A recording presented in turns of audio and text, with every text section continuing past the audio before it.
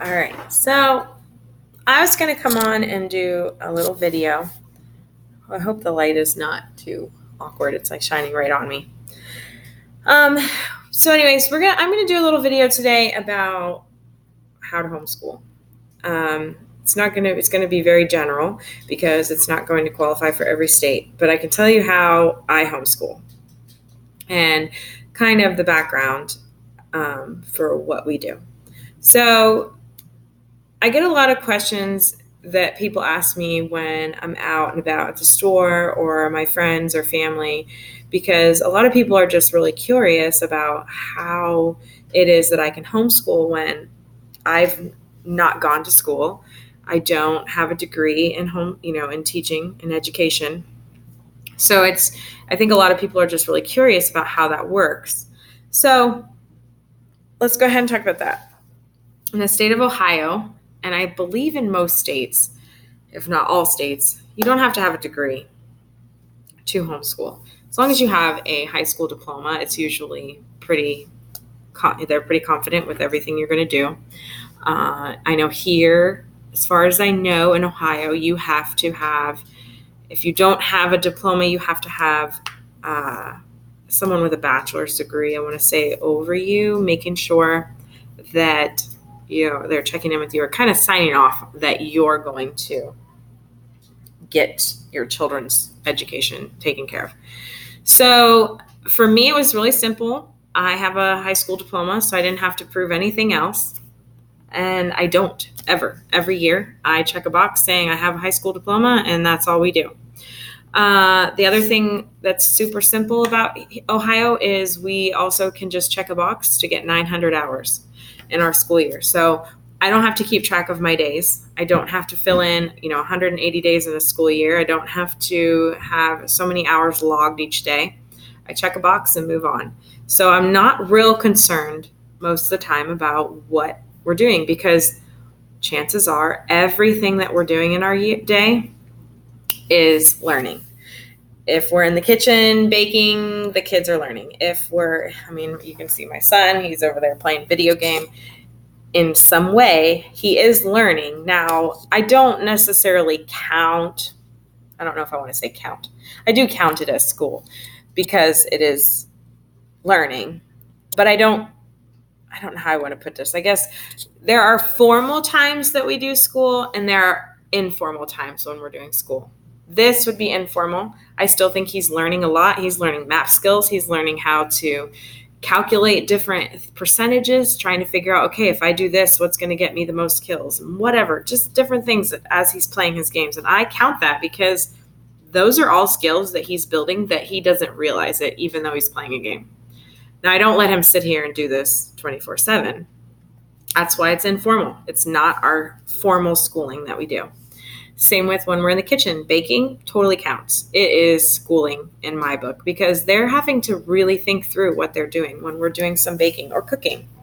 So when it comes to our schooling, we are super laxed overall. We have our formal math. We have our formal somewhat language arts.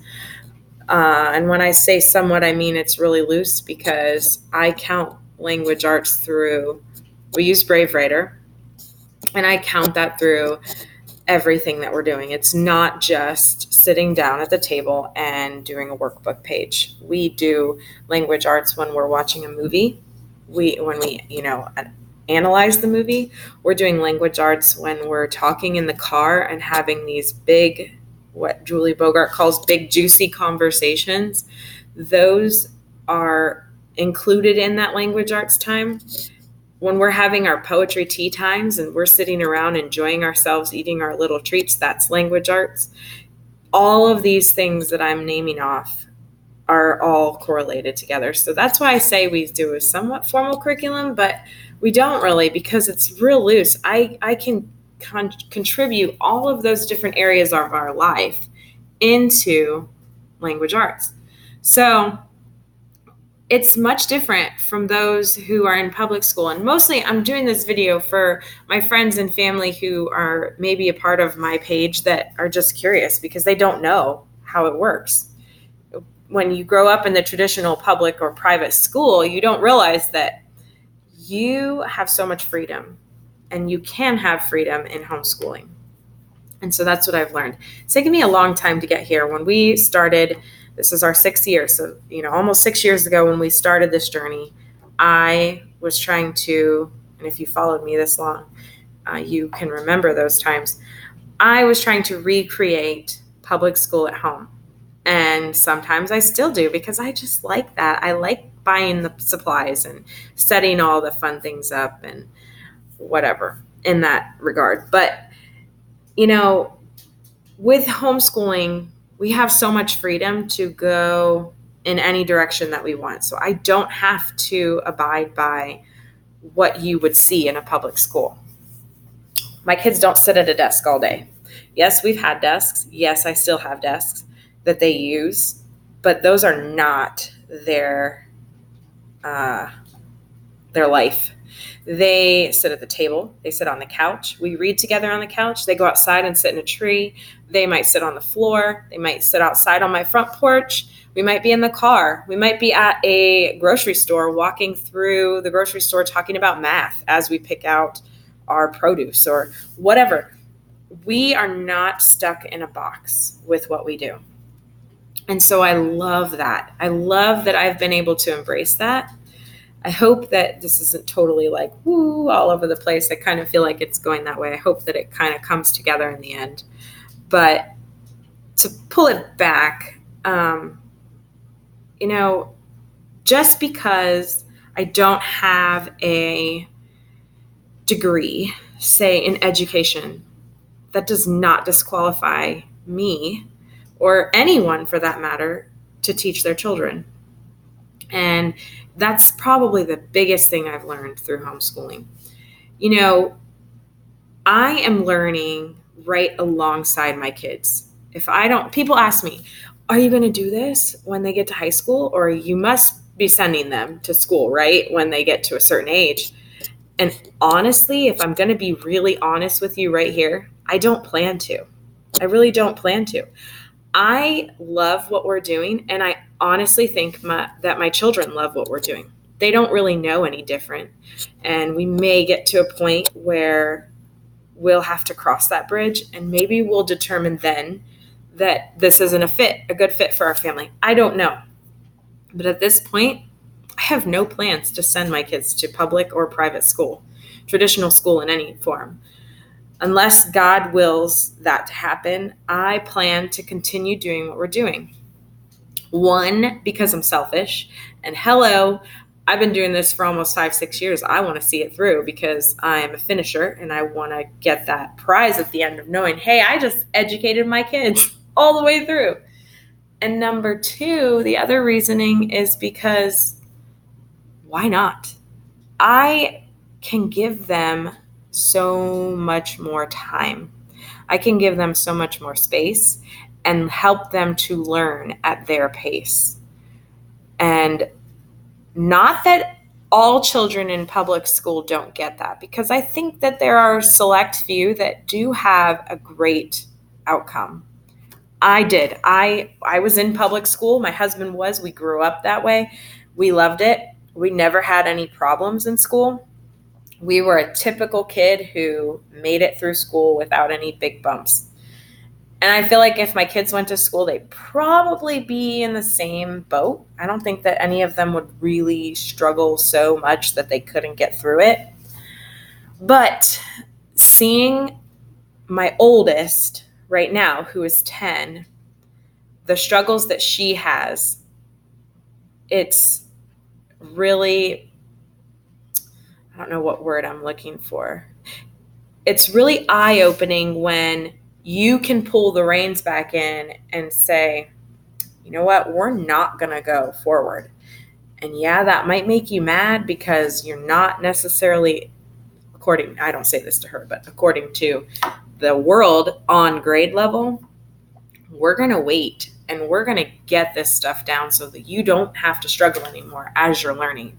And that's exactly what we're doing in math right now. We are backing up She's actually not even going to move on even again because we are backing up and we're going to stay camped here until I know she's got it. Because once she's got it and I feel confident in her ability, we're going to be able to soar through these things that we're struggling with. What freedom is that? You know, it totally floors me when I think about it, because for me, growing up, knowing the struggles that I had, which were very few, that would have changed the trajectory of my schooling, I think. If I could have slowed down and had somebody sitting next to me holding my hand in a way and making sure that I was confident in what I was doing, I probably would have felt much more confident in math, in reading, and on all the subjects, all the things that I, felt kind of just adequate in. So I love that. I love that part of homeschooling. I don't love all the time that my kids are here 24/7.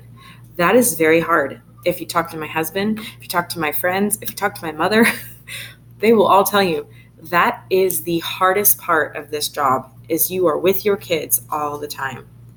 But I can also say, I love that. I love that with everything in me. If they were gone, I would be missing all of these times. I would be missing the relationship that I'm cultivating with them, the relationship that they're cultivating with each other, the relationship that we've built in our family. And that outweighs everything in my worst day. It's hard. There's not a day that goes by that I don't wonder at some point in my day, why do I do this job? Because they could be going to school, all of them, and I could be home. My husband doesn't even expect me to work. He would tell me to stay home. The kids would go to school and I could stay home. I could do it. He knows that, because if they were in school, I'd have to do something, because I would just be like, I can't sit here all day. But anyways, back to what we were talking about. What qualifies me to homeschool? Just being their parent. And just remember, that's your biggest qualification. Who taught them how to walk? Who taught them how to talk? Who taught them how to tie their shoes? Who taught them how to pick up their toys? Those are all forms of teaching at the very beginning. What happens in this world that by the time they hit 5 years old, does everything shift, and now you as a parent are no longer qualified to teach your kids and somebody else is much more qualified? Nothing. The world, our school system, tells us as parents that we are no longer qualified, and that's where the downfall starts.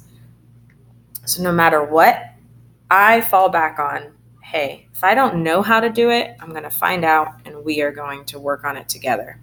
And that's just how we work through our school days. I don't really think there's anything else. I mean, it's just our day-to-day thing that we do. I'm thankful that we're going into our 6th year. And I guess if you have any questions for me about, why we started or what we're doing, feel free to ask me. I can come on again and we can have a little conversation, or I can chat back and forth, whatever. Just thought I would give you a quick little thing on why we do it and, how we're doing it. So anyways, all right. Well, make sure you like and subscribe to my page if you haven't already, and I will be seeing you soon.